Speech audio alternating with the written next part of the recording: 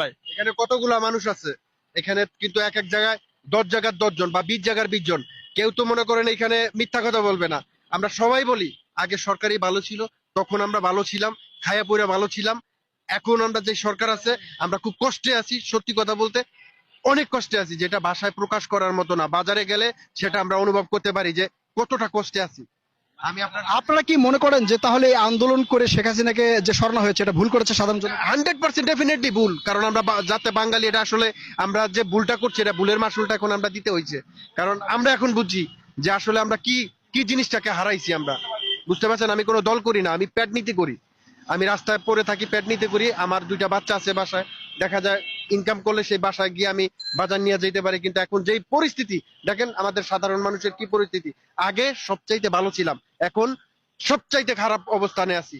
এখন রাস্তায় বের হইতে পারি না, কোনো সিকিউরিট নাই, কোনো নিরাপত্তা নাই, মা বোনের কোনো নিরাপত্তা নাই। যেরকম ভাবে আপনি মনে করেন যে দূষিত হইতাছে, লুট হইতাছে, ছিনতাই হইতাছে, আমরা কোথাও কোথাও নিরাপদ নাই। আগে সাধারণ জনগণ নিরাপদে ছিল বলে আপনারা মনে করছেন? অবশ্যই নিরাপত্তা ছিল, এখন কোনো নিরাপত্তা নেই এখন ভাই। আগে রাত 2টার দিকে বেরিয়ে আমরা বেরিয়ে পারি না, দশটার সময় বাইরে করে থাকতে হয়। 2টা বাজে আমি গাড়ি বন্ধ করে গেল, আমার কাছে মনের মধ্যে কোনো ভয় ছিল না। আর এখন রাতে 10টার পরে গাড়িটা রাইকা আমার বাসার থেকে 200 মিটার হাইটে গেলেও আমার মনের মধ্যে ভয় থাকে যে না জানি আমার সর্বোচ্চ নিয়ে যাবে। এখন এই সিচুয়েশনের মধ্যে এখন আপনাদের মতামত, যদি শেখ হাসিনা সরকার আবারও বাংলাদেশে আসে সাধারণ জনগণ তাদের পাশে থাকবে বলে মনে করেন? অবশ্যই ডেফিনেটলি থাকবে। এখনো যদি ফেয়ার নির্বাচন হয়, আমি কোনো দল করি না।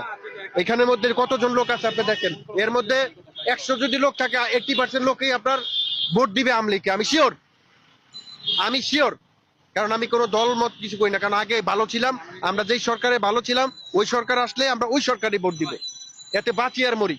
কেমন আছেন? নাই ভাই।